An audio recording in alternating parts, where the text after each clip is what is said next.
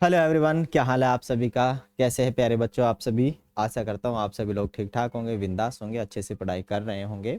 हम आज पढ़ेंगे एनसीईआरटी कक्षा 8 का चैप्टर साइंस का चैप्टर नंबर 3 कोयला और पेट्रोलियम। ठीक है, कोयला और पेट्रोलियम क्या है, कहाँ कहाँ से मिलते हैं, हमें कैसे मिलते हैं और इनके क्या क्या यूज है, ये किस रूप में हमारे पास उपयोग होते हैं, सारी की सारी जो डिटेल है इसके अंदर हम समझेंगे इस चैप्टर में। एनसीईआरटी का ये चैप्टर है, मस्त और बहुत बढ़िया चैप्टर है। ठीक है, और इनके बारे में हमें जान लेना भी जरूरी है भविष्य के लिए। ठीक है ना, चलिए तो करते हैं स्टार्ट। और चैनल पर नए हैं तो चैनल को लाइक कीजिए, शेयर कीजिए और सब्सक्राइब कीजिए। ज़्यादा से ज़्यादा आप लोगों को हमारा सपोर्ट करना है। ठीक है, बहुत ज़्यादा करना है, क्योंकि हमारी फैमिली अभी छोटी है और हम आप लोगों की सेवा में अभी लगे हुए हैं। ठीक है ना, तो आपका ये फर्ज बनता है कि आप हमारी हेल्प करें। चलेगा, तो हम स्टार्ट करते हैं। कोयला और पेट्रोलियम क्या पढ़ेंगे आज हम, कोयला और पेट्रोलियम पढ़ेंगे। कोयला बनता कैसे है,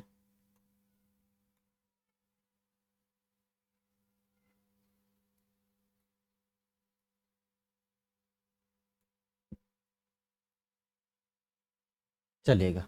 हम पढ़ने वाले हैं कोयला, कोक एंड पेट्रोलियम। ठीक है ना, क्या पढ़ेंगे हम, कोयला, कोक और पेट्रोलियम पढ़ेंगे। तो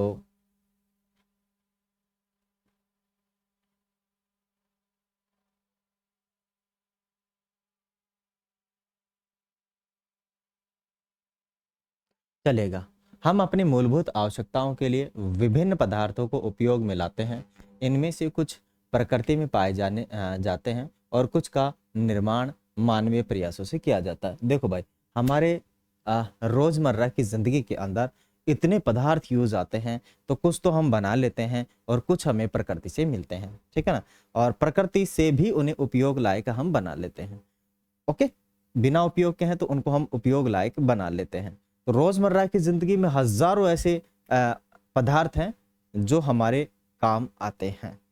ठीक है, आगे है क्रियाकलाप क्या है कि अपने दैनिक जीवन में उपयोग में लाए जाने वाले पदार्थों की एक सूची बनाइए और उनका प्राकृतिक तथा मानव निर्मित पदार्थों में वर्गीकरण कीजिए। देखो, अगर हम प्राकृतिक और मानव निर्मित पदार्थों की बात करें तो रोज हमारे देखो घर के अंदर प्लास्टिक काम में आती है।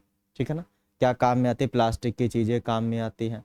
तो प्लास्टिक हमने बनाया है, क्या किया है, हमने बनाया है, मानव निर्मित है वो। ठीक है ना, प्रकृति से हमें नहीं मिला है। प्रकृति से हम कच्चा पदार्थ लेके उसको कई तरीके से तब्दील करके प्रोसेस करके हम क्या बना लेते हैं, प्लास्टिक्स बना लेते हैं। और भी काफ़ी सारी उपयोगी अपने पास चीज़ें हैं जो रोज़मर्रा की ज़िंदगी में हमारे पास उपयोग की जा रही है। जैसे ये बोर्ड, ये भी मानव निर्मित ही है। ठीक है, अभी उपयोग में हो रहा है। ये पेन भी मानव निर्मित ही है। ये चश्मा, ठीक है, प्रकृति से थोड़ी मिला है कि ले भाई तू तेरे इतने नंबर का चश्मा आएगा तो उठा ले जा, लगा लेना। ओके, काफ़ी सारी ऐसी चीज़ें हैं। उस प्रकार से प्रकृति से हमें क्या क्या मिलती है, कोयला मिलता है, गैस मिलता है, पानी मिलती है, हवा मिलती है, पहाड़ मिलते हैं, मिट्टी मिलती है, हाँ, घास मिलता है, पेड़ पौधे मिलते हैं। ये सब हमें प्रकृति देती है, हम बना नहीं सकते इनको। ये हमें प्रकृति देती है। क्या देती है, प्रकृति देती है, अपना नेचर देता है। ठीक है ना, चलिए आगे। आगे अपने पास क्या है, क्या आप इस सूची में वायु, जल, मृदा और खनिज सम्मिलित हैं, क्योंकि ये सभी प्रकृति द्वारा उपलब्ध कराए जाते हैं। ये प्राकृतिक संसाधन कहलाते हैं। जो हमें प्रकृति से मिलते हैं वो हमारे क्या कहलाते हैं, प्राकृतिक संसाधन कहलाते हैं।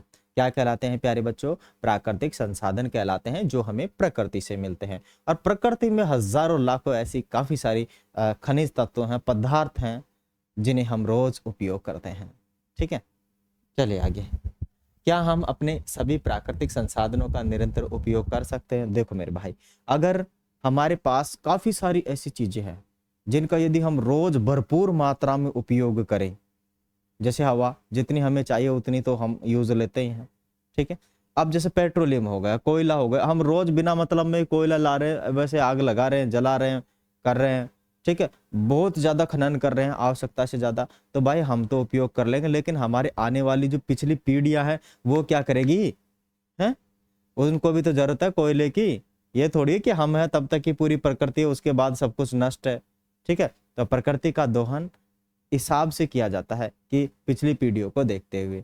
ठीक है ना, तो धीरे धीरे इन सब चीज़ों जो कोयला वगैरह है इनका क्या किया जा रहा है, स्टॉपेज किया जा रहा है ना। माने सब कुछ आजकल काफ़ी सारी चीज़ें हैं जो धीरे धीरे क्या किया जा रहा है, इनको बंद किया जा रहा है। पेट्रोलियम के लिए भी सरकार किसकी गाड़ी ले आई, लाइट वाली गाड़ी ले आई। अब लाइट वाली गाड़ी ले आई तो उसमें बैटरी उपयोग की जाती है, पेट्रोलियम उपयोग किया जाता है, माने पेट्रोलियम उपयोग नहीं किया जाता है उनके अंदर।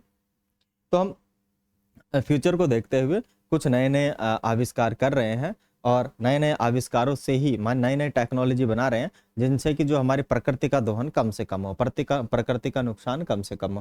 क्योंकि प्रकृति में नुकसान हमें बहुत ज़्यादा नुकसान करेगा अगर हम प्रकृति को नुकसान पहुंचाएंगे, ठीक है ना। प्रकृति को हम जैसा देंगे प्रकृति हमें भी वैसा ही देगी। अगर हम प्रकृति के साथ छेड़छाड़ करेंगे तो प्रकृति हमारे साथ हमारे जिंदगी के साथ छेड़छाड़ कर देगी, ठीक है ना। जैसे हम आए प्रकृति में, हम पहले खाना खाते थे बिल्कुल बढ़िया फ्रेश एक नंबर का, है ना।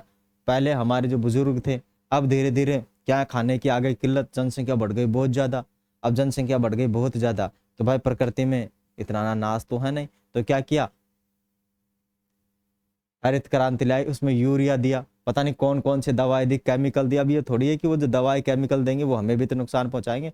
पहले आदमी 100 साल जीता था अपने यहाँ भारत के अंदर, है ना। अब क्या हुआ, अब उनका लाइफ टाइम क्या हो गया, कम होता जा रहा है, क्योंकि हम नेचुरल जो खाना है वो हमें नहीं मिल पा रहा है, ठीक है। कहीं न कहीं हम चाहे कितना ही बच ले लेकिन जहर तो खाएंगे ही खाएंगे, है ना। कुछ भी ले लो आप, चाहे फल फ्रूट ले लो, फल फ्रूट खाओगे तो ये थोड़ी कि वो प्रोसेस होके आ गए, कुछ में उनको कुछ लोग होते हैं केमिकलों से धो देते हैं, साफ कर देते हैं, ठीक है। कुछ अच्छी चमक के लिए बढ़िया केमिकल लगा देते हैं।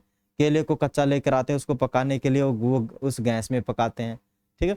गैस में पकाते हैं, कार्बन से पकाते हैं, तो भाई मामला तो ठीक ठाक है नहीं, सब कुछ आर्टिफिशियल चल रहा है। आपको कुछ मानिए जो नेचुरल चीज़ें हैं वो हमें उपलब्ध नहीं हो पा रहे, जिससे कि हमारा जो लाइफ टाइम है वो कम हो रहा है। क्या कम हो रहा है, हमारा जो लाइफ टाइम है वो कम होता जा रहा है, ठीक है ना। तो प्रकृति का दोहन निरंतर हम नहीं कर सकते हैं, इसको हम पढ़ेंगे, चलेगा। आगे है अपने पास, क्या वायु, जल और मृदा मानवीय क्रियाकलापों द्वारा समाप्त हो सकते हैं। देखो, न तो वायु कभी समाप्त हो सकती है, हाँ इनके अंदर जैसे ऑक्सीजन है वो समाप्त हो सकती है अगर हमने सारे पेड़ काट दिए तो, ठीक है ना। जल जल पीने योग्य जो जल है वो समाप्त हो सकता है, ठीक है ना। पीने योग्य जल समाप्त हो सकता है लेकिन समुद्र कभी समाप्त नहीं हो सकता। मृदा कभी समाप्त नहीं हो सकती, उपजाऊ मृदा समाप्त हो सकती है, जमीन बंजर बन सकती है यदि हमने ज्यादा केमिकलों का उपयोग किया तो, ठीक है। तो मानवीय क्रियाकलापों द्वारा समाप्त हो सकते हैं। जल के बारे में क्या आप कक्षा 7वीं में पढ़ चुके हैं। क्या जल एक असीमित संसाधन, हाँ जल एक असीमित संसाधन है, लेकिन पीने योग्य जल है केवल और केवल 2% है। कितना है, केवल और केवल 2% है। पूरे जितना भी 100% पानी है उसका पीने योग्य कितना है, केवल 2% है।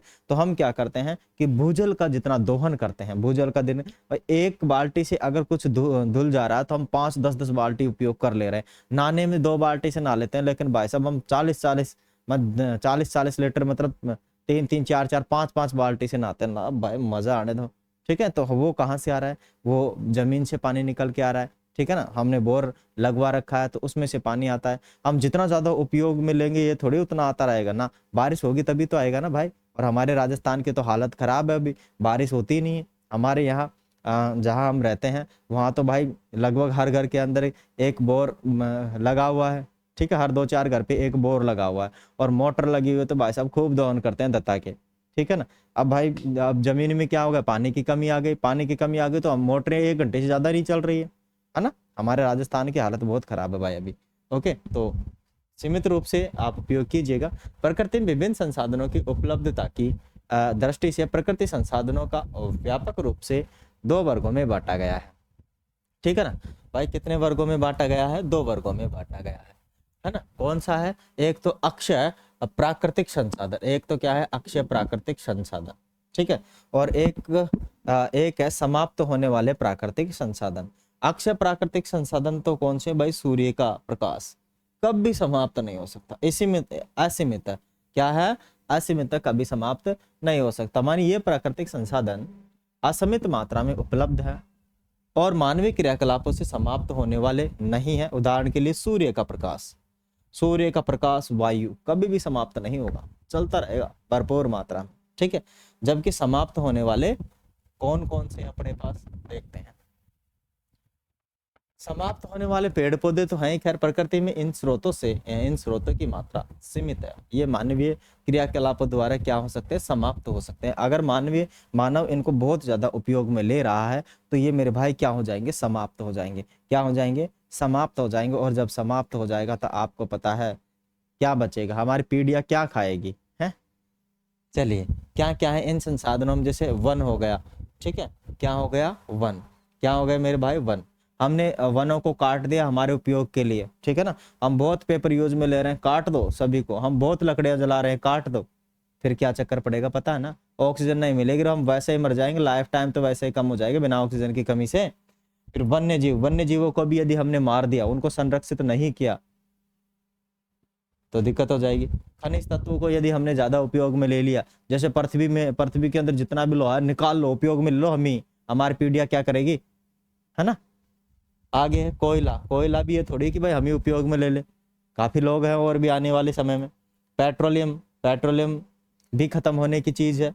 और प्राकृतिक गैस जो नेचुरल गैस है, सीएनजी हो गया, चाहे एलपीजी हो गया, चाहे सीएनजी हो गया, एलपीजी हो गया, ये सब जो है खत्म होने वाली चीजें हैं। चलिएगा आगे।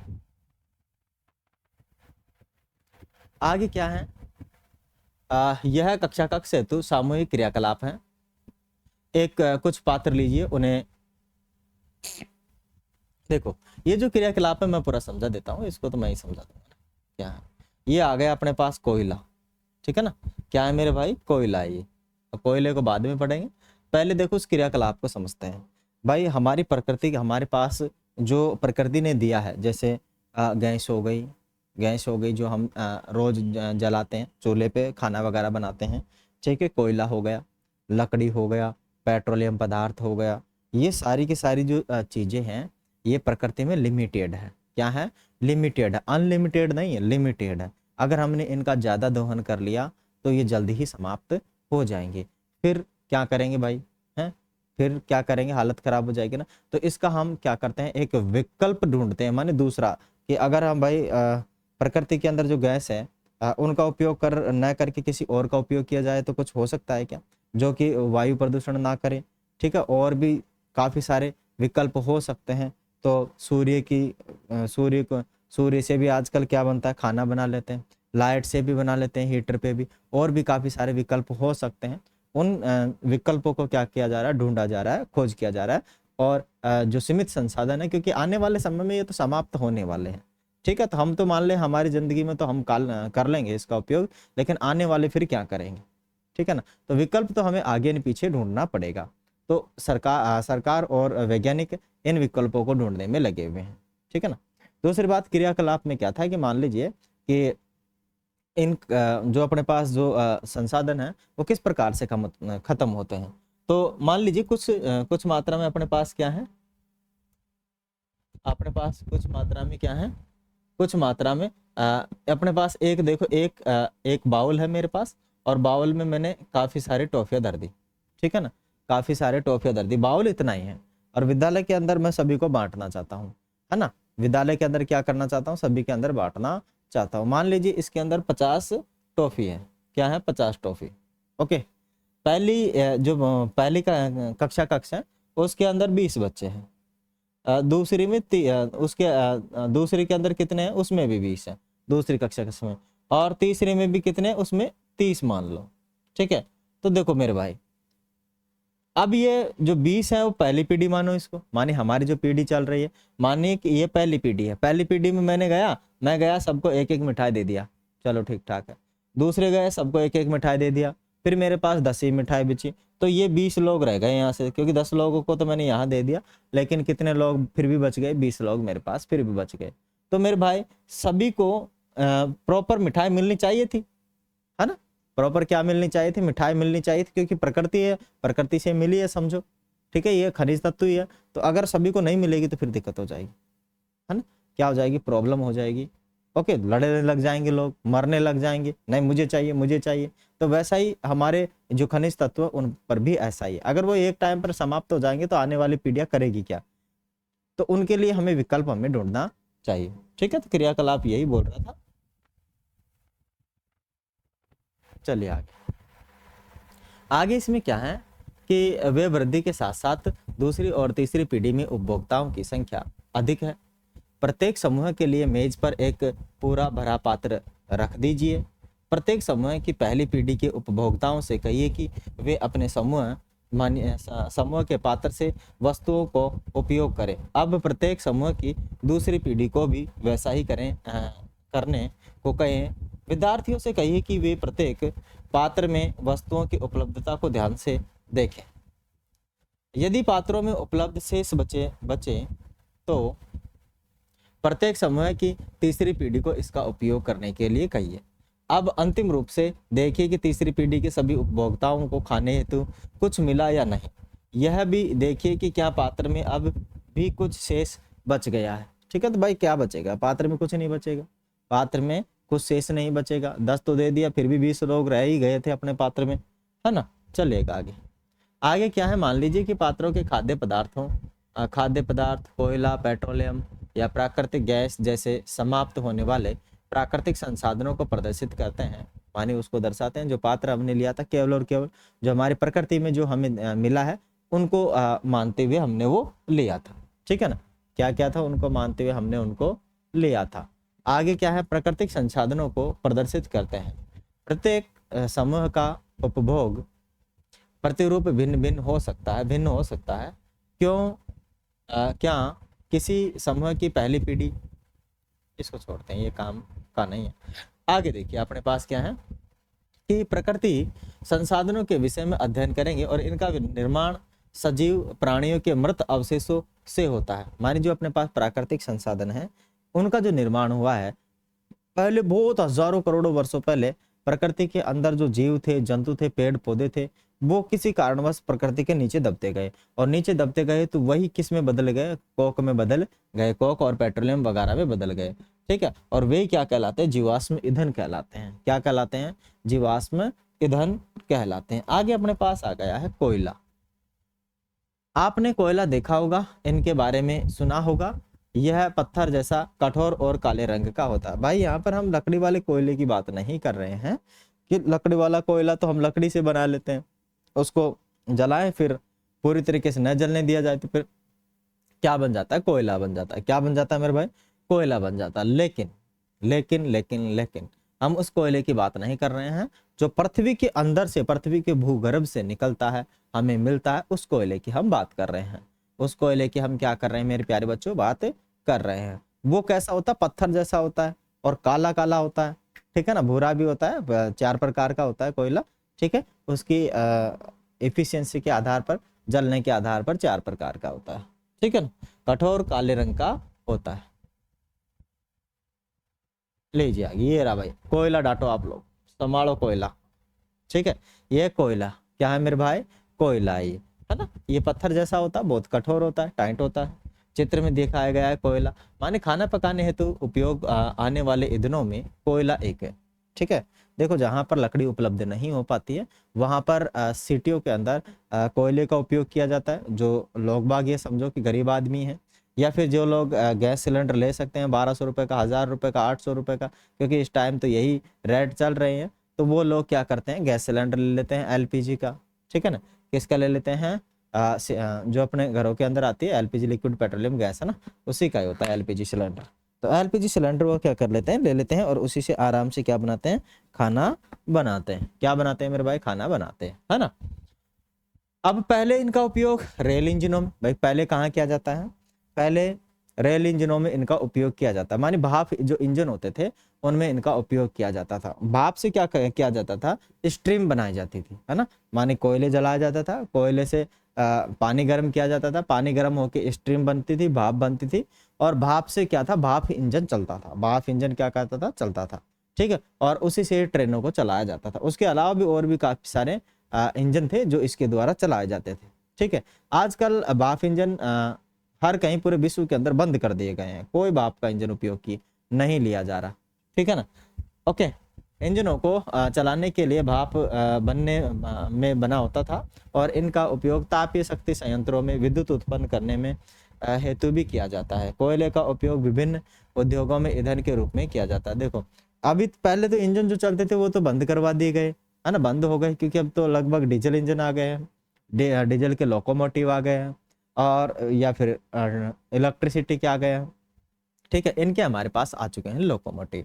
लेकिन लेकिन लेकिन लेकिन इसके अलावा भी और काफ़ी सारे इसके उपयोग है। जैसे राजस्थान में आपको पता है कि पानी की बहुत ज़्यादा कमी है, और पानी के सोर्सेस भी कमी है, माने झील कम है, तालाब कम है, बांध कम है, नदियाँ कम है। इस कारणवश जो राजस्थान में मैक्सिमम जो बिजली सप्लाई होती है, ज़्यादा से ज़्यादा जो बिजली सप्लाई होती है, केवल और केवल कोयले पे डिपेंडेंट है। किस पे डिपेंडेंट है? कोयले पे डिपेंडेंट है।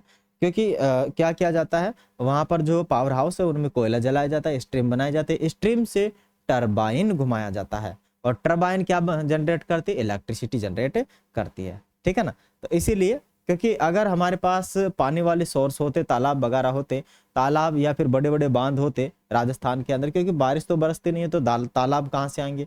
अगर बारिश बहुत ज़्यादा बरसे तो तालाब हो गए या फिर जो बांध हो गए बड़े बड़े, वो बनाए जा सकते हैं। लेकिन रीजन क्या है? बारिश बहुत कम होती है राजस्थान के अंदर, इस कारण से वहाँ पर बांध वगैरह नहीं है। लेकिन जहाँ इसके अलावा भी जहाँ जहाँ बांध है, जैसे भाखड़ा नांगल बांध है, ठीक है, हरियाणा में है, शायद पंजाब में होगा भाखड़ा नांगल बांध, तो वहाँ है। उसके अलावा हीराकुंड बांध है, काफ़ी सारे बांध है इन नदियों पर बना रखे हैं। तो उन नदियों से क्या किया जाता है? उनके पानी से टरबाइन घुमाया जाता है, और उसे हाइड्रो पावर प्लांट कहते हैं। उसे क्या कहते हैं? हाइड्रो पावर प्लांट कहते हैं। और उस हाइड्रो पावर प्लांट से जो लाइट सप्लाई हमारे यहाँ पर होती है राजस्थान के अंदर, ठीक है ना। मानी ज़्यादातर बाहर से आती है, और जो बची कुची है वो यहाँ से किससे? भाप वाले या कोयले से बनती है, ठीक है ना। चलेगा आगे। कोयला हमें कहाँ से प्राप्त होता है और यह कैसे बनता है? देखो, जो कोयला है हमें कहाँ से प्राप्त होता है? कोयला हमें प्राप्त होता है, हमें जमीन से प्राप्त होता है, ठीक है ना। किससे प्राप्त होता है भाई? जमीन से प्राप्त होता है। कहाँ से प्राप्त हो जाता है? जमीन से, ठीक है ना। जमीन जो अपनी है, मानी जो अपने भूगर्भ है, पृथ्वी का गर्भ है, उसके अंदर से हमें कोयला मिलता है, ठीक है ना। और बनता कैसे है? बनता क्या है? कई हजारों लाखों वर्षों पहले जो जीवाश्म, जो पेड़ पौधे, जो पशु पक्षी, वो जमीन में दब गए, तो उन पर लेयर दर लेयर मिट्टी चढ़ती गई, और उनके नीचे जो उनके दबाव में, उनके प्रेशर में बनकर जो जीवाश्म है वो कोयला में तब्दील हो गए, ठीक है ना। देखिएगा, मन लगभग 300 मिलियन वर्ष पूर्व पृथ्वी पर निचले जलीय क्षेत्रों में घने वन थे। निचले जलीय क्षेत्रों में घने वन थे।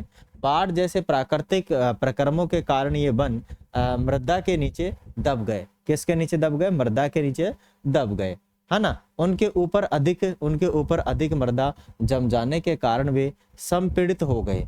जैसे जैसे वे गहरे होते गए, उनका ताप भी बढ़ता गया। उच्च दाब और उच्च ताप पर पृथ्वी के भीतर मृत पेड़ पौधे धीरे धीरे कोयला में परिवर्तित हो गए। कोयले में मुख्य रूप से कार्बन होता है। कोयले में मुख्य रूप से क्या होता है? कार्बन होता है। कोयले में मुख्य रूप से क्या होता है? कोयले धीरे धीरे कोयले में तब्दील हो गए, और मुख्य रूप से कार्बन होता है। क्या होता है कोयले में? मुख्य रूप से कार्बन, ठीक है ना।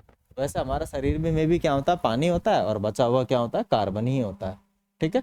कोयले में मुख्य रूप से क्या होता है? कार्बन। मृत वनस्पति के धीमे धीमे प्रक्रम द्वारा कोयले में परिवर्तन को कार्बनीकरण कहते हैं। कार्बनीकरण कहते हैं, ठीक है ना। माने जो मृत जीव थे, जीवाश्म थे, वो धीरे धीरे किस में बदल गए? कोयले में बदल गए, और इसके बदलने का जो प्रोसेस है उसे कार्बनीकरण कहते हैं, ठीक है।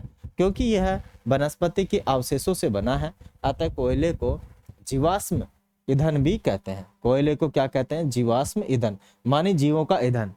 क्या कहते हैं इसे? जीवाश्म ईंधन, माने जीवों का ईंधन। माने कुछ कई हजारों साल पहले जो पृथ्वी के नीचे दब गए, पृथ्वी की निचले सतह में थे, वहां पानी के कारण यहाँ मिट्टी क्या आती गई? लेयर आती गई, और वो जमीन में दबते गए, तो उनसे क्या बन गया?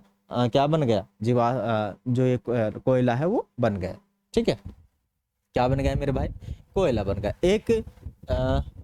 एक कोयले की खान को दिखाया गया है। तो यहाँ पर एक कोयले की खान है, उसको दिखाया गया है, वो भी हम देखते हैं। कोयले की खान को कहाँ दिखाया गया है? ठीक है, तो कोयले की खान को यहाँ पर दिखाया गया है। ओके, ये एक कोयले की खान है, ये रही, है ना। इसको आप देख लीजिए, कोयले की खान कैसी होती है वो यहाँ पर इसमें अच्छे से दिख रही है। है ना। यहाँ से मशीनों द्वारा कोयला निकाला जा रहा है, यानी कोयले की खान है ये, और इसमें मशीनों के द्वारा क्या किया जा रहा है, कोयला निकाला जा रहा है, उत्पन्न किया जा रहा है।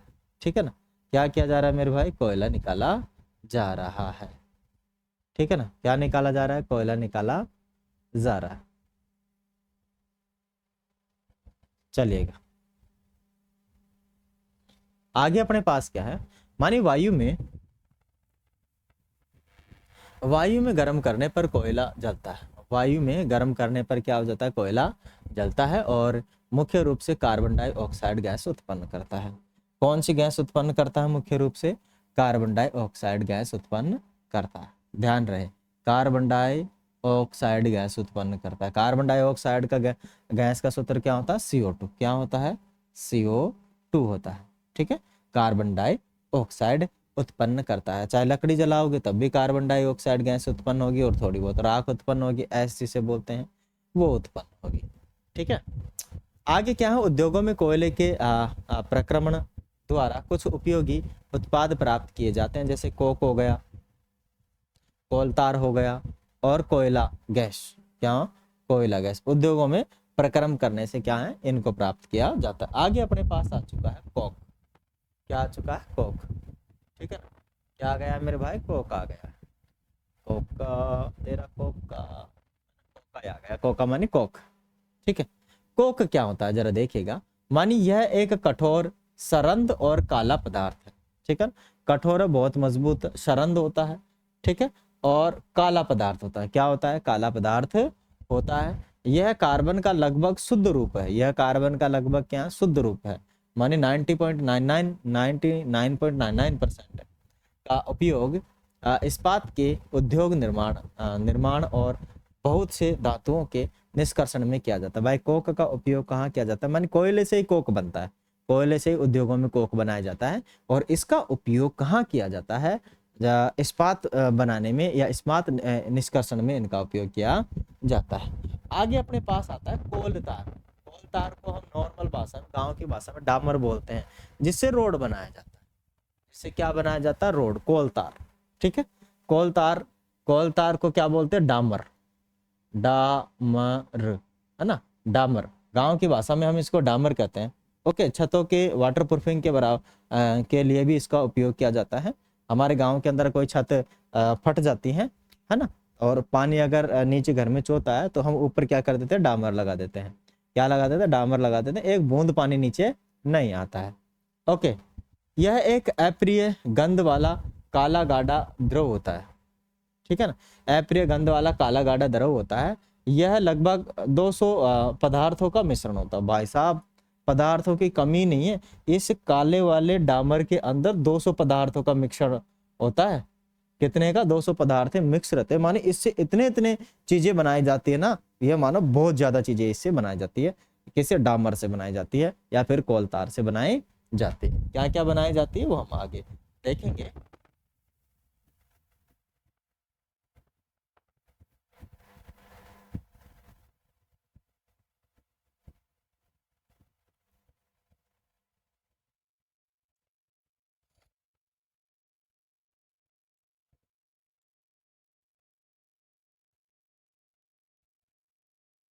चलिएगा भाई,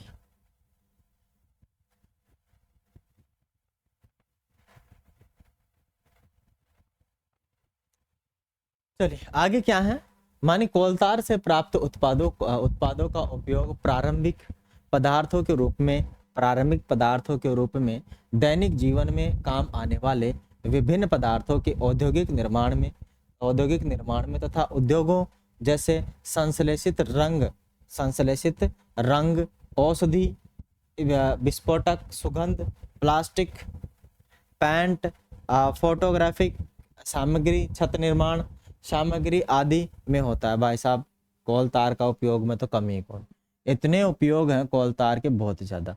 पहले देखो भाई साहब, कहाँ कहाँ उपयोग होता है इसका। उपयोग विभिन्न पदार्थों के निर्माण में, औद्योगिक निर्माण में, उद्योगों में, जैसे संश्लेषित रंग, माने जो कलर बनाए जाते हैं ना, वह कोल तार से बनाए जाते हैं।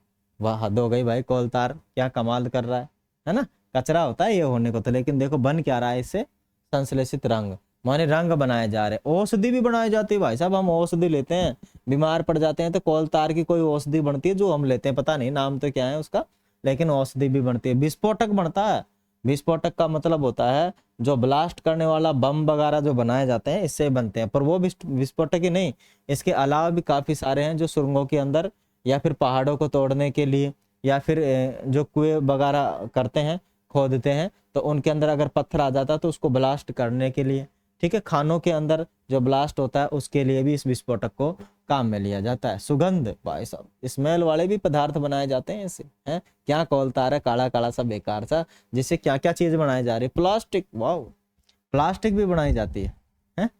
क्या बनाई जाती है? प्लास्टिक।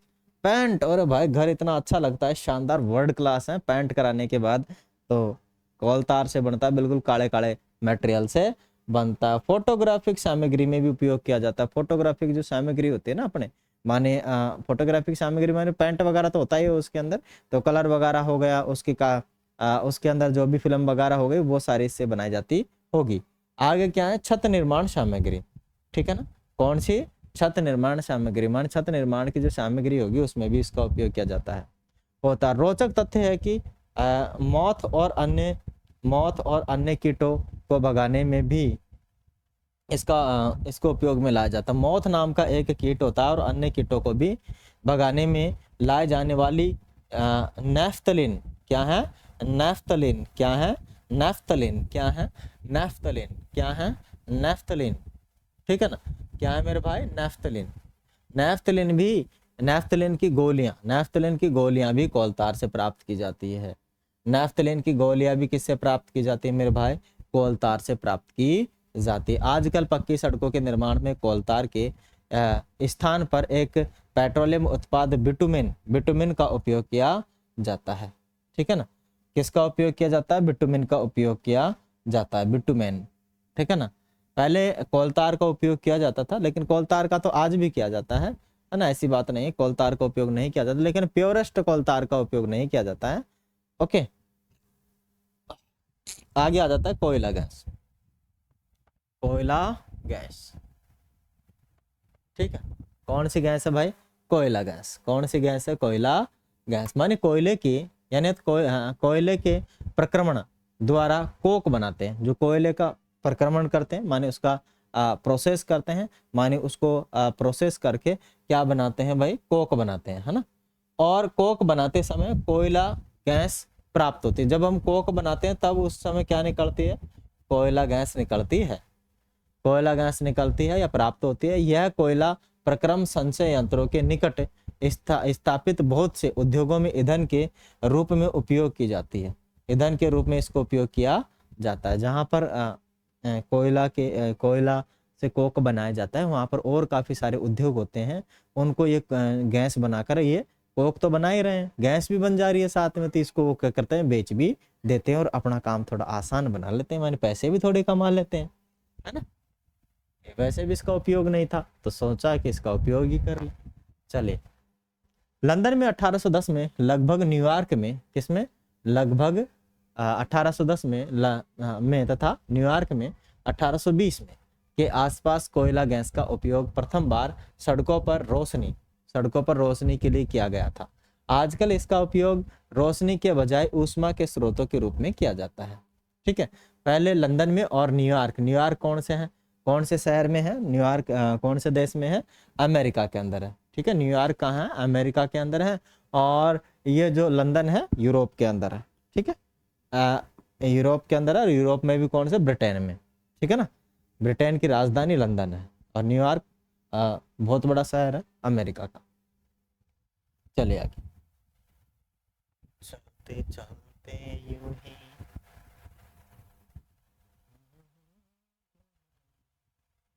आगे आ जाता है अपने पास पेट्रोलियम। क्या आ जाता है मेरे भाई? पेट्रोलियम आ जाता है, ठीक है ना। पेट्रोलियम को थोड़ा सा पढ़ते हैं, उससे पहले मैं थोड़ा सा पानी पीता हूं, जरा सा।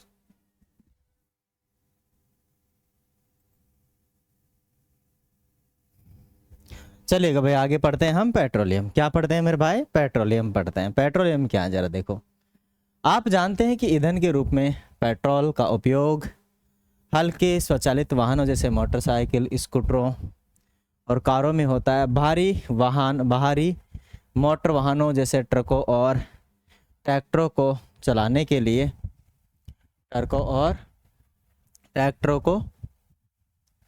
के लिए डीजल काम में आता है। ईंधन प्राकृतिक स्रोत से प्राप्त होते हैं जिसे पेट्रोलियम कहते हैं। पेट्रोलियम शब्द की उत्पत्ति पेट्रा किससे? पेट्रा माने क्या होते हैं? चट्टान।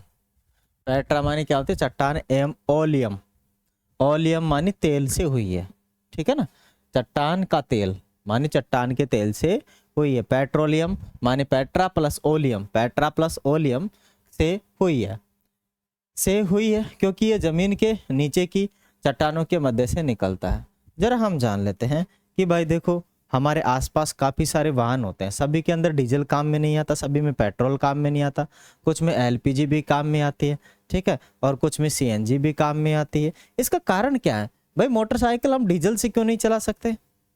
कभी दिमाग में तो आया होगा बच्चों कि वो डीजल से क्यों नहीं चलती है, ट्रक पेट्रोल से क्यों नहीं चलता है?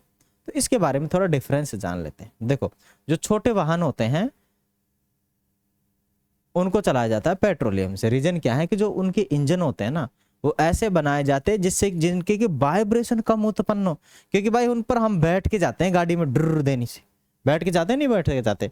अगर उसके अंदर डीजल डालेंगे तो डीजल इंजन क्या होता है? वाइब्रेशन ज्यादा उत्पन्न करता है, माने कंपन ज्यादा उत्पन्न करता है। इसीलिए भाई डीजल इंजन भी होते हैं छोटे छोटे, ऐसी बात नहीं, बनाए जा सकते हैं, लेकिन वो वाइब्रेशन ज्यादा उत्पन्न करते हैं। क्या उत्पन्न करते हैं मेरे भाई? वाइब्रेशन ज्यादा उत्पन्न करते हैं, ठीक है ना।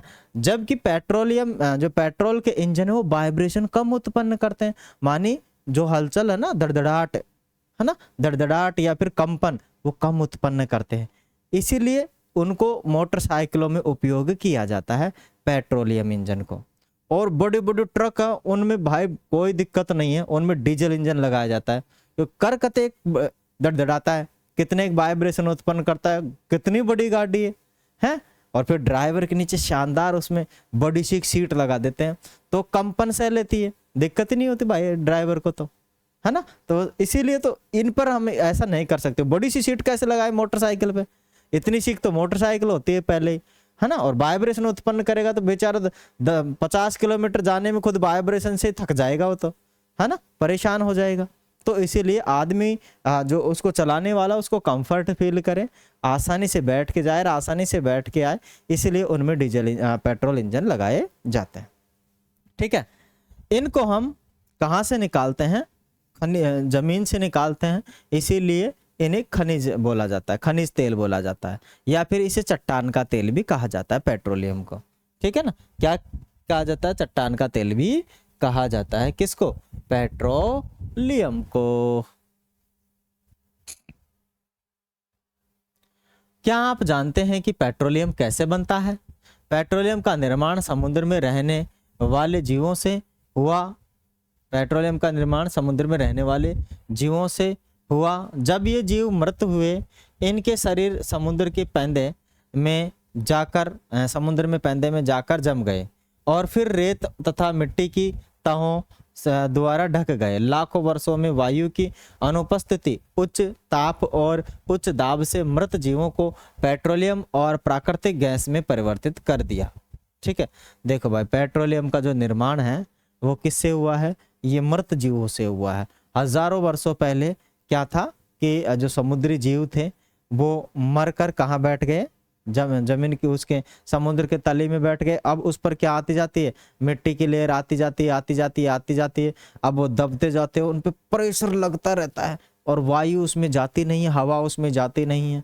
तो हाई प्रेशर और बिना वायु की उपस्थिति के कारण जो जीव का कचुम्बर बनकर पेट्रोल की गैस में बदल गए, है ना, पेट्रोलियम गैस में बदल गए, ठीक है ना। किस में बदल गए? पेट्रोल और पेट्रोलियम की गैस में बदल गए। प्रेशर पड़ता है ना। देखो भाई, अगर मेरे ऊपर कोई एक आदमी बैठ जाए, चलो कोई बात नहीं, सहन कर लूंगा। 5 आदमी बैठ गए तो फिर तो मेरे तो धुआं निकल जाएगी पूरी, जान से ही मर जाऊंगा मैं तो, है ना। तो वैसे ही उसमें भी ऐसा ही हुआ कि जैसे जैसे ऊपर से देखो कितना समुद्र के अंदर पानी होता है, उसका कितना प्रेशर पड़ता होगा, वजन तो पड़ता ही है ना। एक पट्टी रख के देख लो अपने ऊपर, एक पत्थर रख के देखो, फिर 2 पत्थर रख के देखो, फिर 5 रख के देखो, फिर 50 रख के देखो, जान निकल जाएगी, है ना। और चकुम्बर बन जाएगा, मिट्टी में मिल जाएंगे कुछ दिन बाद। फिर हमारी भी क्या बन जाएगी, पेट्रोलियम गैस बन जाएगी। और क्या निकल जाएगा, पेट्रोल भी निकल जाएगा कुछ सालों बाद, है ना। तो इसीलिए बेटा चलेगा। आगे अपने पास क्या है, आगे आ गया भाई पेट्रोल का कुआं। ये है आपका पेट्रोल का कुआं, है ना, क्योंकि जहां तेल निकलता है वहां पेट्रोल का कुआं खोदते हैं, है ना। और वहां से क्या निकालते हैं, पेट्रोलियम निकाल लेते हैं। फिर पेट्रोलियम को क्या रिफाइनरी में प्रोसेस करके उसके अलग अलग उत्पाद बना लिए जाते हैं। वो हम आगे पढ़ेंगे कि उनमें से कौन कौन से उत्पाद बना लिए जाते हैं, ठीक है ना। कौन कौन से उत्पाद बना लिए जाते हैं वो हम आगे पढ़ेंगे, चलिएगा।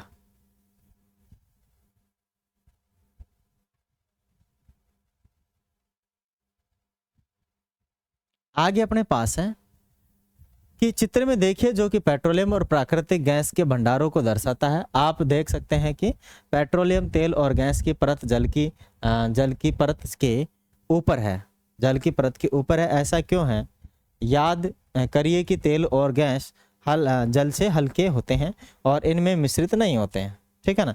विश्व का पहला तेल का कुआं, विश्व का पहला तेल का कुआं अमेरिका में खोदा गया था भाई। कहाँ खोदा गया था, अमेरिका में, पेंसिल्वेनिया में, ठीक है ना। पेंसिल्वेनिया में, पेंसिल होती है ना, अपने बच्चे छोटे छोटे बच्चे लिखते हैं पेंसिल, पेंसिल्वेनिया, कौन से में, पेंसिल्वेनिया, पेंसिल्वेनिया ना, पेंसिल से लिखने वाले पेंसिल्वेनिया, ठीक है ना। तो कहाँ, अमेरिका के अंदर 1859 में। कब खोदा गया था, 1859 में खोदा गया था, ड्रिल किया गया था, ठीक है ना। 8 वर्ष बाद 1867 में भारत में भी खोद लिया गया। कितने, सिर्फ 8 वर्ष बाद, अमेरिका के 8 वर्ष बाद भारत में भाई साहब कुआं खोद दिया गया। असम के माकुम, असम के माकुम में कहाँ खोदा गया, असम के माकुम। असम अपना राज्य है ना, असम मेघालय त्रिपुरा मिजोरम, ठीक है, बांग्लादेश के जस्ट ऊपर, है ना, पश्चिम बंगाल के जस्ट ऊपर जो राज्य है अपना असम, उसके अंदर माकुम में एक कुआं खोदा गया पेट्रोलियम का। स्थान पे पता चला भारत में तेल असम, गुजरात और बॉम्बे हाई से निकाला जाता है। कहाँ से, असम से आता है सबसे ज्यादा, फिर गुजरात से, फिर बॉम्बे हाई, और उसके बाद गोदावरी और कृष्णा नदी की जो बेसिन है ना उनके अंदर से, माने गोदावरी और कृष्णा नदी के नीचे जो चट्टाने हैं उनके अंदर से इस तेल को निकाला जाता है। यहाँ से हमें प्राप्त होता है और बाकी जरूरत पड़ती है तो बाहर से मंगवाया जाता है, ठीक है ना, बाहर से मंगवाया जाता है। अरब से, अरब बोले तो अरब बोल सकते हैं, संयुक्त अरब अमीरात। यहाँ पर पेट्रोलियम की कमी नहीं है भाई, दत्ता के भरा है पेट्रोल, है ना। बेच बेच के वो पैसे वाले हो गए, बेच बेच के क्या हो गए, वो पैसे वाले हो गए। चलिए आगे, पेट्रोलियम का परिसंस्करण, पेट्रोलियम का क्या है, परिष्करण। देखो पेट्रोलियम जब कुओं से निकाला जाता है तो वो उपयोग का नहीं होता है, किसी काम का नहीं है वो, लेकिन जैसे उसको क्या किया जाता है, निकाला जाता है रिफाइनरी में, उसको प्योर किया जाता है, तो उसी के अंदर से अलग अलग प्रकार के पदार्थ साफ करके निकाले जाते हैं, उसे बोलते हैं पेट्रोलियम का परिसंस्करण। क्या बोलते हैं, पेट्रोलियम का परिष्करण। हमारे राजस्थान में भी बीकानेर में एक रिफाइनरी लगी है, ठीक है ना, किसकी, पेट्रोलियम की लगी है, गैस की होगी शायद हो, तो वो रिफाइनरी अभी काम करना उसने स्टार्ट कर दिया होगा शायद, ठीक है। मुझे पूरा उसके बारे में पता नहीं है, लेकिन लग चुकी है, मुझे पता है। आगे क्या है, पेट्रोलियम गहरे रंग का तेलीय द्रव है और इसकी गंध अप्रिय होती है और यह विभिन्न संघटकों जैसे पेट्रोलियम गैस, पेट्रोल, डीजल, स्नेहक तेल, पैराफिन मोम आदि का मिश्रण होता है। भाई क्या क्या होते हैं इसमें, इसकी गंध अप्रिय होती है, बहुत मजा नहीं आता इसकी गंध सूंघने में, दिमाग खराब हो जाता है, दिमाग चढ़ जाता है, ठीक है। इनके संगठनों में से क्या निकाला जाता है, पेट्रोलियम गैस, जो ऊपर ही ऊपर होती है, पेट्रोल के ऊपर होती है, पेट्रोलियम गैस होती है। फिर उसके बाद में दूसरे नंबर पे पेट्रोल निकलता है, फिर उससे थोड़ा भारी जो होता है डीजल होता है। फिर उसके बाद में स्नेहक बोले तो लुब्रिकेंट बोलते हैं इसको इंग्लिश में, लुब्रिकेंट बोले तो भाई अपने गाड़ी के अंदर ऑयल गलता है ना, इंजन ऑयल, है ना, गलता है नहीं गलता, इंजन ऑयल, गाड़ी को बनाए दमदार, वो वाला, ठीक है ना। तो वो स्नैक तेल निकलता है। फिर उसमें से एक पैराफिन मोम निकलता है। फिर पैराफिन मोम के नीचे नीचे निकल जाता है भाई साहब डामर, कोक, डामर निकलता है। क्या निकलता है? डामर बोले तो कोलतार, ठीक है। माने इन सब के अंदर से जो बच जाता है ना, जो इनका कचरा होता है, वो होता है आपका डामर, या जिसे बोलते हैं कोलतार। क्या बोलते हैं जिसे? कोलतार, कोलतार। और ये लगभग 200 पदार्थों का मिक्सर रहा है। अभी भी इसमें 200 पदार्थ और मिलेंगे इसमें। बोले देखे थे ना हमने, लगभग 200-300 पदार्थों का क्या है ये? मिक्सर है ना। क्या है ये? मिक्सर है। क्या है? Mixer, mixer, mixer. चले आगे। ये है भाई साहब तेल का कुआं। अब तेल का कुआं जरा समझो, तेल कहाँ मिलता है, ठीक है। पहले तो अपने पास तेल, ये चट्टान है। क्या है मेरे भाई? तेल की चट्टान, ठीक है ना। क्या है? तेल की चट्टान है। क्या है मेरे भाई? तेल की चट्टान। ये देखो, ये तेल, ये चट्टान, तेला से चट्टान। कौन सी है? तेला से चट्टान है, ठीक है। और यहाँ पर फिर भरा हुआ है तेल, पेट्रोल भरा हुआ है। ये तेल पेट्रोल भरा हुआ है ना। यहाँ तो होता है जल, और जल के ऊपर होता है तेल। ध्यान रहे क्या होता है? जल के ऊपर क्या होता है? तेल, ठीक है ना। क्योंकि आपको पता है कि तेल हमेशा जल से ऊपर रहता है। तेल हमेशा क्या रहता है? जल से ऊपर रहता है। क्योंकि जल से क्या होता है? तेल हल्का होता है। माने डेंसिटी ऑफ पेट्रोलियम ज़्यादा कम होती है उसकी डेंसिटी, ठीक है ना। घनत्व कम होता है। एक वर्ड है घनत्व। कौन सा वर्ड है मेरे भाई? घनत्व। कौन सा है? घनत्व, घनत्व, ठीक है। तो पानी का घनत्व, पानी का घनत्व कम होता है। पानी का घनत्व ज्यादा होता है। क्या होता है? ज्यादा, ज्यादा होता है, ठीक है ना। किससे? तेल से, पेट्रोलियम से, ठीक है। इसीलिए तेल ऊपर पानी नीचे, तेल ऊपर पानी नीचे। जो बारी होता है वो तली में बैठता है। जिसका घनत्व ज्यादा होता है वो तली में बैठता है। जिसका घनत्व ज्यादा होता है वो कहाँ बैठेगा मेरे भाई? तली के अंदर बैठेगा। कहाँ बैठेगा? तली में बैठेगा। ओके, चले आगे। चले क्या? चलते हैं। चलते चलते यूं ही ये आ गए हमारे रिफाइनरी, ठीक है ना। ये क्या है? अपने रिफाइनरी है। देख रहे हैं ना अच्छे से रिफाइनरी आप लोगों को? ये रिफाइनरी, इसे हम बोलते हैं रिफाइनरी, ठीक है। पेट्रोलियम प्रसंस्करणी है ना, जिसे हम बोलते हैं पेट्रोलियम रिफाइनरी बोलते हैं। क्या बोलते हैं? रिफाइनरी। ऐसी होती है, बहुत बड़ी बड़ी रिफाइनरी होती है। ये तो उसका केवल एक पार्ट दिखाया गया है रिफाइनरी का। बहुत बड़े एरिया में होती है, बहुत बड़ी होती है, ठीक है। ये होती है रिफाइनरी। टोटल पूरी की पूरी लोहे की बनाई जाती है ना, लोहे वाले मेटल से बनाए जाते हैं।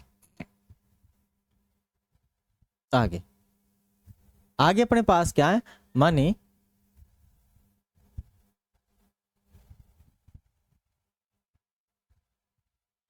माने पेट्रोल को पृथक प्रसंस्करण कहलाता है। यह पेट्रोलियम प्रसंस्करणी में संपादित होता है। माने पेट्रोलियम को जो साफ करने का प्रोसेस है वो रिफाइनरी में प्रोसेस किया जाता है, इसीलिए इसे पेट्रोलियम प्रसंस्करणी कहते हैं, ठीक है ना। पेट्रोलियम के विभिन्न घटक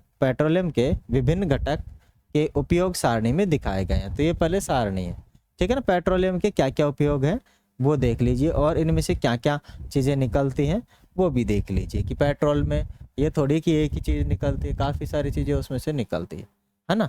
तो पहला आता है ऊपर ही ऊपर भाई, एलपीजी गैस निकलती है ऊपर ऊपर। एलपीजी, लिक्विड पेट्रोलियम गैस, द्रवित पेट्रोलियम गैस या फिर लिक्विड पेट्रोलियम गैस, जो सबसे ऊपर ही ऊपर होती है वो निकाली जाती है।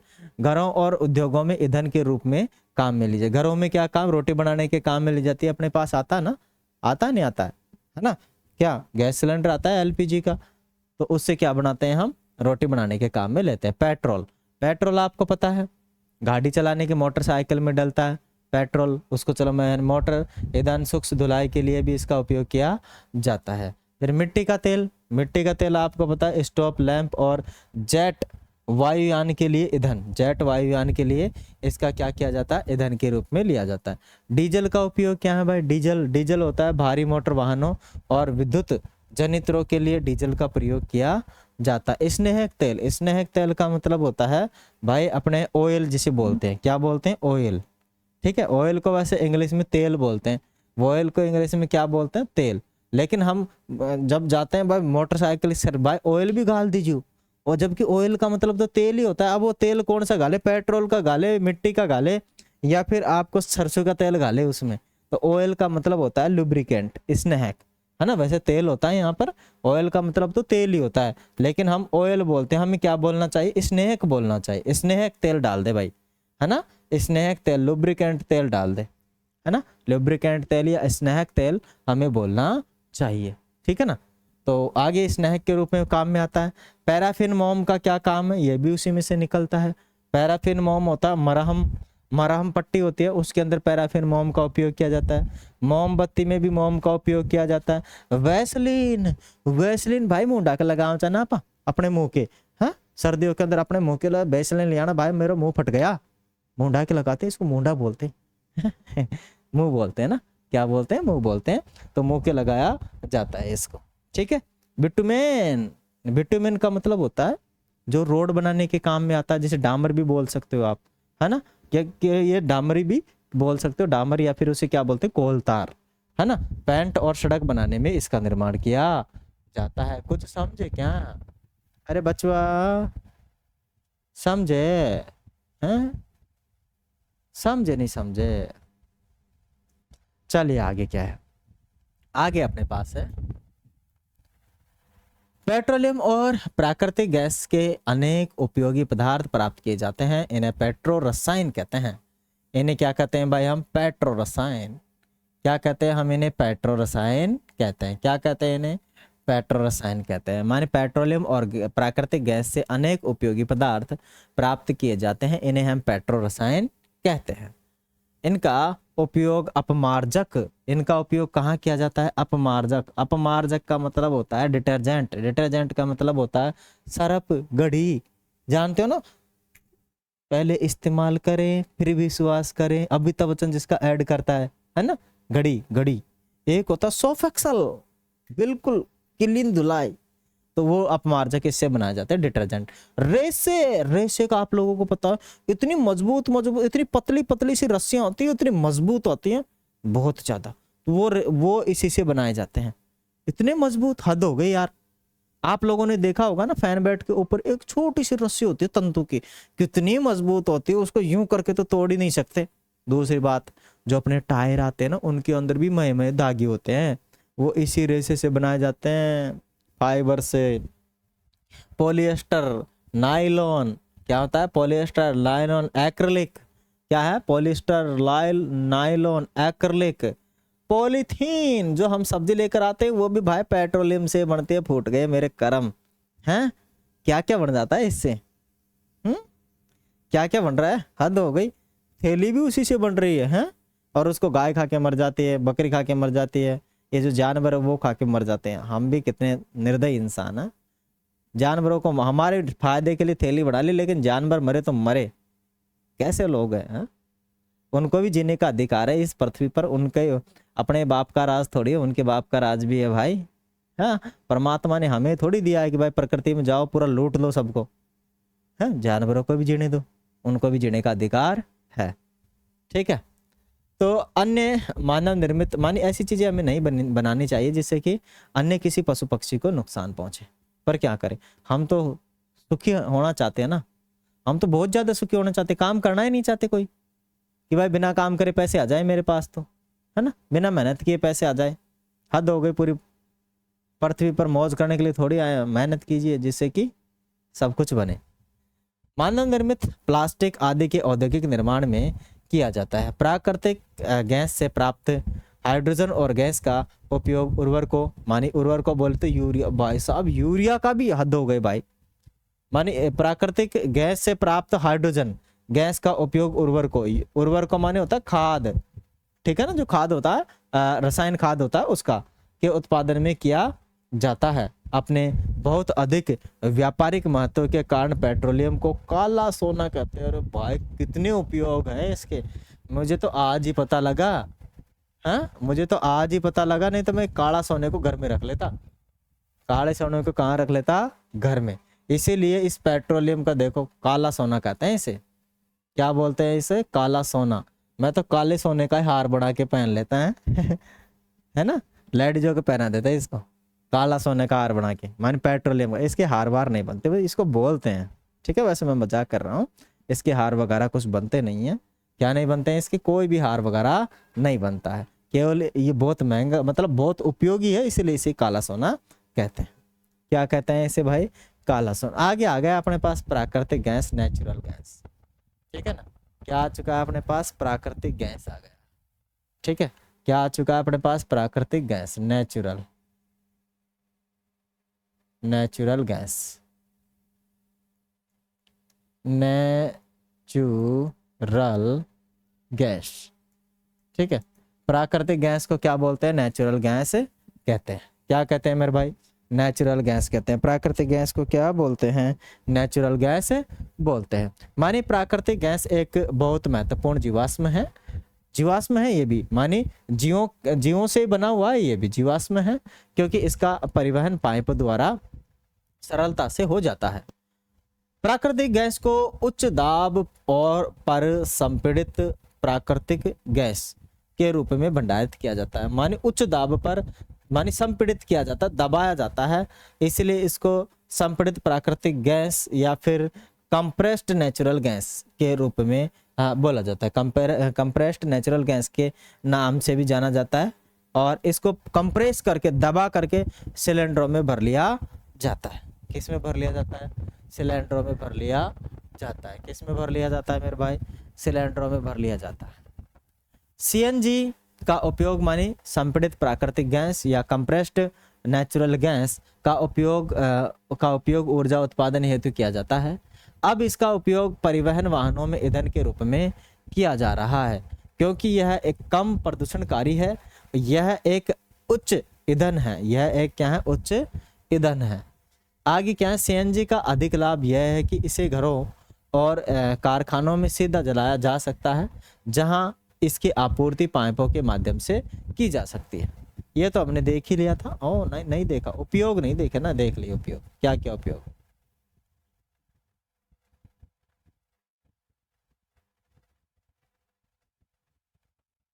आगे देखिएगा अपने पास क्या है, आगे अपने पास क्या है, थोड़ा सा मैं इसका चेंज कर लेता हूँ।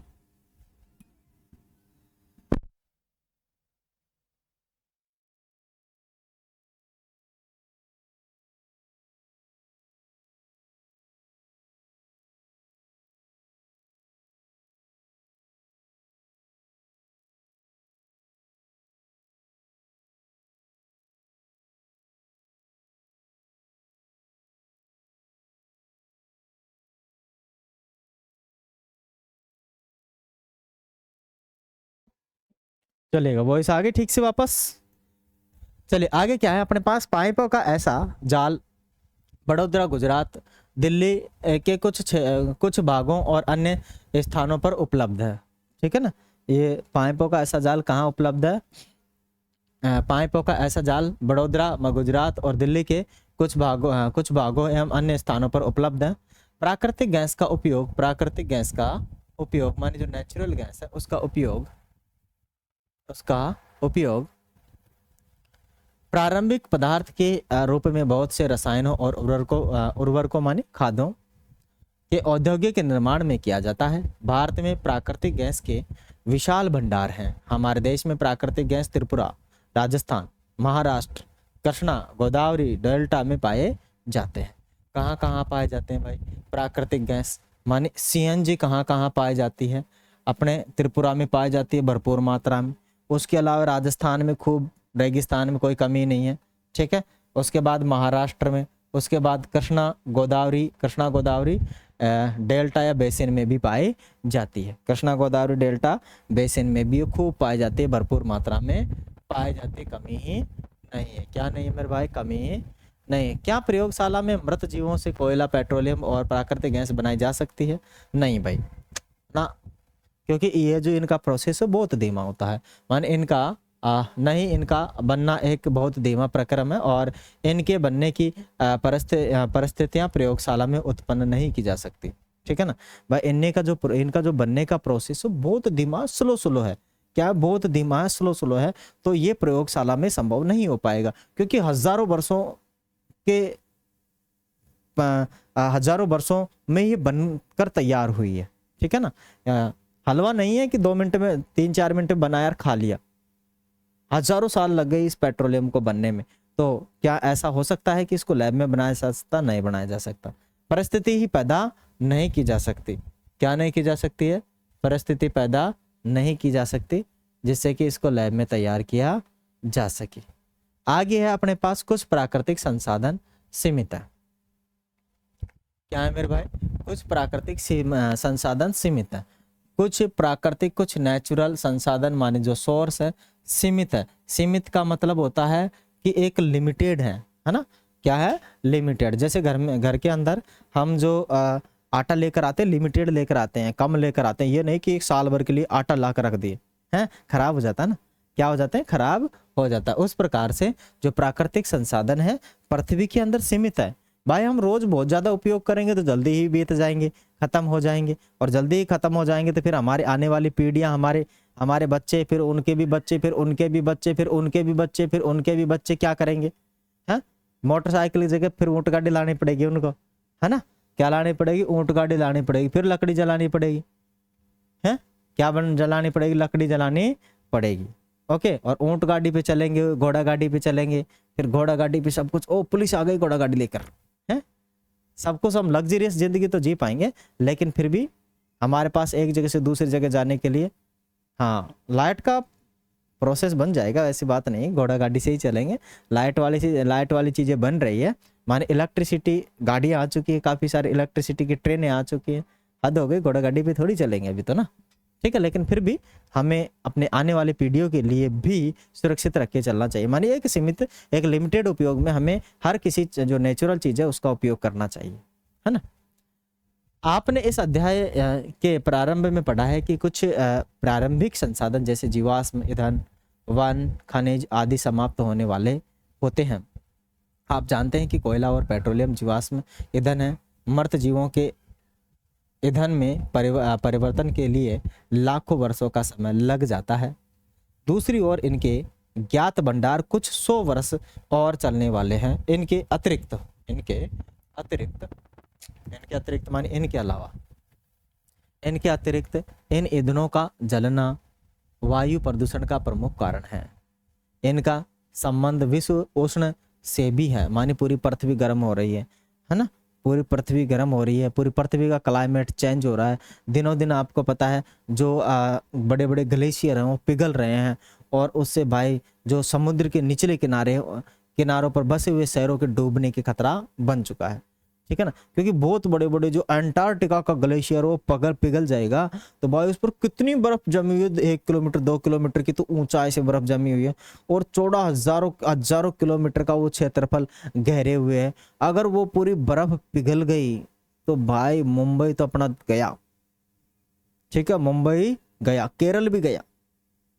मुंबई जो शहर है वो तो गया ही गया, केरल भी गया। केरल तो वैसे आधा पानी में है बेचारा, है ना, तो वो भी चला जाएगा, डूब जाएगा। राजस्थान ऊंचे इलाके हैं भाई, हम तो बच जाएंगे हैं लेकिन ऐसा नहीं है। हमें पूरी पृथ्वी को क्या करना चाहिए?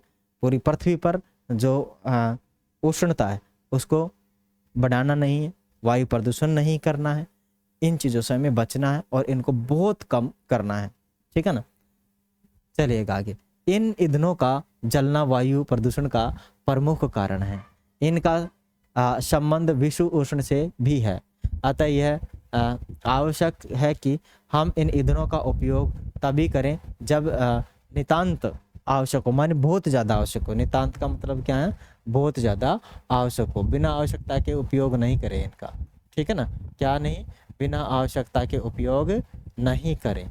ठीक है, नितांत का मतलब होता है बहुत आवश्यक, जरूरी। या इसके परिणाम स्वरूप पर्यावरण बेहतर बनेगा, विश्व उष्ण का कम खतरा रहेगा और ईंधनों की उपलब्धता लंबे समय तक रहेगी। भारत में पेट्रोलियम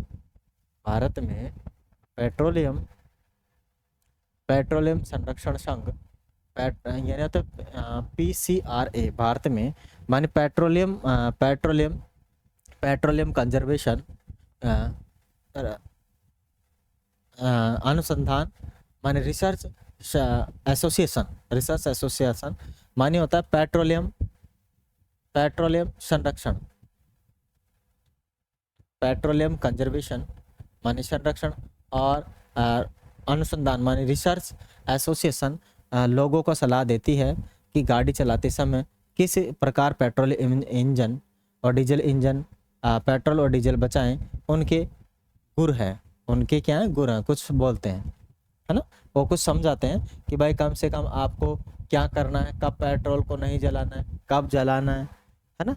तो उनके क्या क्या है जो वो बोल रहे हैं। आगे बोल रहे हैं कि जहाँ तक है कि संभव हो गाड़ी समान और माध्यम गति से चलाएं, माने एक समान गति से चलाए, उड़ाए भी नहीं, यू उड़ गई ऐसा नहीं, धीरे भी नहीं चलाएं, एक लिमिटेड वे में चलाएं, लिमिटेड में चलाएं, एक समान स्पीड में चलाएं, जिससे कि क्या होगा भाई, पेट्रोल की खपत कम होगी। अब कभी हम धीरे कर रहे हैं, कभी हम रेस बढ़ा रहे हैं, कभी हम धीरे कर रहे हैं, कभी हम क्या कर रहे हैं, रेस बढ़ा रहे हैं। अब ऐसा होगा तो मामला ठीक नहीं होगा। कभी तुम ड्र उड़ के जा रहे हैं तो तेल ज्यादा खाएगी गाड़ी, तो धीरे करना चाहिए ना, धीरे चलाना चाहिए। यातायात लाइटों पर अथवा जहां आपको प्रतीक्षा करनी हो गाड़ी का इंजन बंद कर दे। भाई जहां जैसे यातायात की लाइट हो रखी है, चलो इंजन बंद कर दो, 2 मिनट की या 2 सेकंड की, 2 मिनट की या 5 मिनट की, तो उसको बंद कर देना चाहिए। जहां हमें वेट की जरूरत है वहां भी बंद करने देना चाहिए कि भाई 2 मिनट वेट करना पड़ेगा तभी हम यहाँ से खुल पाएंगे, या तो वहां बंद कर देना चाहिए गाड़ी को। टायरों का दाब सही रखिए। भाई देखो भाई, आवश्यकता से ज़्यादा कम यदि हवा भर ली ना तो गाड़ी को चलने में बहुत ज़्यादा दिक्कत होगी, तो इंजन ज़्यादा पेट्रोल खाएगा, वो तो जोर लगाएगा, और जोर लगाएगा तो ज़्यादा पेट्रोल खाएगा। अब भाई ज़्यादा पेट्रोल खाएगा तो फिर मामला गड़बड़ है। तो उनके अंदर एक लिमिटेड दाब पे वो टायरों के जो प्रेशर है वो होने चाहिए, जिससे कि ज़्यादा इंजन खाए नहीं। ज़्यादा बढ़ दिए तो फूटने के चांसेस हो जाते हैं, फूट जाते हैं, ब्लास्ट हो जाते हैं टायर, ठीक, गर्मी पाकर। तो इसलिए एक लिमिटेड में होना चाहिए, मन जो उनकी एक एयर प्रेशर है वो मेंटेन होना चाहिए। आगे क्या है, गाड़ी का नियमित रख रखाव सुनिश्चित करें। भाई टाइम टाइम पर हमें क्या करना चाहिए, सुनिश्चित तरीके से गाड़ी की सर्विस करवानी चाहिए, है ना। नहीं तो अगर हम गाड़ी की टाइम टाइम से सर्विस नहीं करवाए तो वो धुआं की जगह बीड़ी पीने लग जाती है। मानी क्या पीने लग जाती है, बीड़ी जानते हो ना। हाँ, एक आदमी बीड़ी पी के धुआं छोड़ रहा होता ना, फू वैसे छोड़ता ना मुंह से बहुत सारी, है ना, छोड़ता नहीं छोड़ता। वैसे जब हम गाड़ी चलाते हैं ना ड्र तो वो धुआं इतनी छोड़ती है पीछे से गाड़ी। अगर आप लोग समय से क्या नहीं करवाओगे, उसकी सर्विस नहीं करवाओगे तो समय समय पर गाड़ी की सर्विस करवानी चाहिए। अब नहीं तो गाड़ी बीड़ी पीने लग जाएगी, फिर बीड़ी पिएगी तो खराब होगी जल्दी, फिर हमें ज़्यादा नुकसान उठाना पड़ेगा। तो गाड़ी को बीड़ी पीने से बचाएं, मानी सर्विस समय से करवाएं। सर्विस क्या करवाएं, समय से करवाएं, ठीक है ना। सर्विस हमें क्या करवानी पड़ेगी भाई, समय से करवानी पड़ेगी, ठीक है ना। क्या करवानी पड़ेगी भाई, समय से हमें सर्विस करवानी पड़ेगी। चलेगा, ये चैप्टर तो हो चुका है खत्म मामला। आज हमने क्या क्या पढ़ा है, एक तो कोयला पढ़ा है, क्या पढ़ा है, कोयला पढ़ा है ना। कोयला पढ़ा है, कोयला क्या होता है जाना हमने, प्राकृतिक से निकाला जाता है। कोयला गैस क्या होती है, माने जब कोयले से कोक बनाया जाता है तब गैस उत्पन्न होती है। कोलतार क्या होता है भाई, जो पेट्रोलियम पदार्थ होता है उसका जो कचरा बचता है वो होता है कोलतार आपका। कोक क्या होता है, माने कोयले से प्रोसेस करके शुद्धतम कार्बन प्राप्त किया जाता है जिसे हम कोक कहते हैं। जीवाश्म ईंधन क्या है, माने जो जीवों पेड़ पौधों से पृथ्वी में हजारों सालों से सड़ गल और दब जाने से जो ईंधन बना उसे जीवाश्म ईंधन कहते हैं। प्राकृतिक गैस किसे कहते हैं, मानी जो हम जो पेट्रोल वगैरह निकालते हैं कुएं में तो उसमें एक गैस निकलती है नेचुरल गैस, ठीक है ना। सीएनजी जिसे बोलते हैं, पीएनजी होते पेट्रोलियम, जो पेट्रोल के ऊपर होती है पेट्रोलियम जो गैस होती है उसे हम बोलते हैं प्राकृतिक गैस, ठीक है। आगे है पेट्रोलियम। पेट्रोलियम आपको पता है जो प्रकृति से हमें मिलता है। Petro plus oleum, petro plus oleum मानी चट्टान का तेल, क्या, ओलियम मानी क्या होता है, पेट्रो मानी चट्टान और ओलियम मानी क्या हो जाता है, तेल, तो चट्टान का तेल होता है। पेट्रोलियम प्रसंस्करण, पेट्रोलियम प्रसंस्करण आप जानते हो भली बात है, रिफाइनरी जिसमें तेल बिल्कुल क्लीन किया जाता है हमारे लिए उपयोग के लिए होता है, उसे बोलते हैं रिफाइनरी। क्या बोलते हैं, रिफाइनरी बोलते हैं। आप क्या क्या सीख चुके हैं, पेट्रोलियम कोयला, पेट्रोलियम, प्राकृतिक गैस, जीवाश्म ईंधन सीख चुके हैं।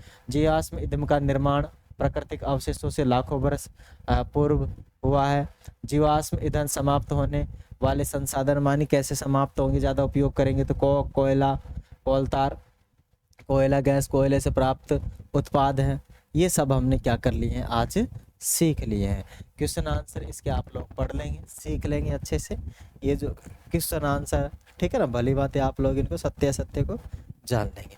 नेक्स्ट जो अपना चैप्टर होगा कौन सा होगा, दहन और ज्वाला, ठीक है ना भाई। हम कोयला हम उपयोग में ले रहे हैं, कोयला जब जलाते हैं तब इससे आग निकलती है, दहन होता है। तो दहन और ज्वाला को हम अगले चैप्टर में पढ़ेंगे, चौथा चैप्टर है हमारा, ठीक है, 8वीं क्लास का। आशा करता हूँ प्यारे बच्चों आज का जो हमारा चैप्टर है, आज भली भांति आप लोगों ने समझा होगा, और मैंने पूरी कोशिश की है कि आप लोग उससे समझे, सेटिस्फाइज हों और ज़्यादा से ज़्यादा हमारा सपोर्ट करें, समझ में आया तो। ठीक है प्यारे बच्चों, चलें फिर मिलेंगे अगले वाले सेशन में, तब तक के लिए लेते हैं आप सभी से अलविदा। Thank you, have a nice day, thanks for watching.